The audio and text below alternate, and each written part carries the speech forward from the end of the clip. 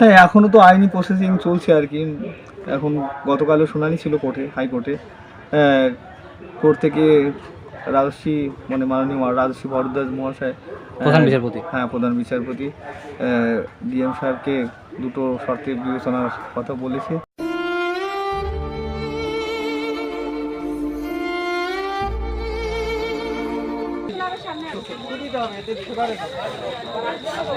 সময় আগে যেখানে আমাদের যেদিন কাজ বন্ধ হয়েছিল 18 তারিখে 10:30 নাগাদ, সেদিন আমরা 40 থেকে 45 জন শিল্পী কাজ করেছিলাম।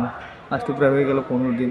এখন আর 3 তারিখে যদি অর্ডার দেয় তাহলে মাঝে থাকছে মাত্র 6টা দিন, মানে মাঝে থাকছে 5টা দিন। এখন এই 5 দিনে কত দূর কি সম্ভব?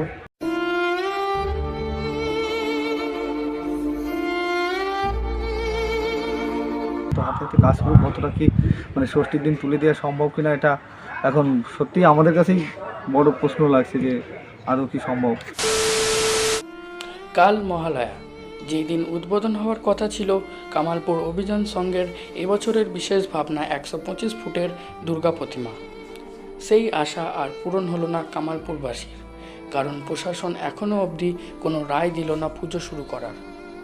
ইতিমধ্যেই এক দুঃখের ঢল নেমে আসলো পুরো কামালপুরবাসীদের মধ্যে। কারণ এই পুজোটি অত্যন্ত একটি গ্রামে হচ্ছিল এবং চাষিরা 6-7 মাস ধরে তাদের চাষের জমি দান করে দিয়েছিল জাস্ট এই পুজোর জন্য। আর সেই পুজোই আজ বন্ধ। প্রশাসন এখনও পর্যন্ত কিছু রায় দেয়নি যাতে পুজো শুরু করা যায়।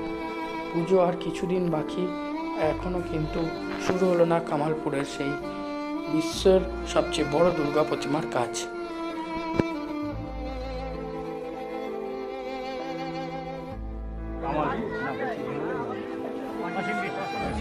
এখন যে ভিডিওটা তোমরা দেখছো সেটা হচ্ছে কাল রাতের, অর্থাৎ 30/9/2024 এর রাতে।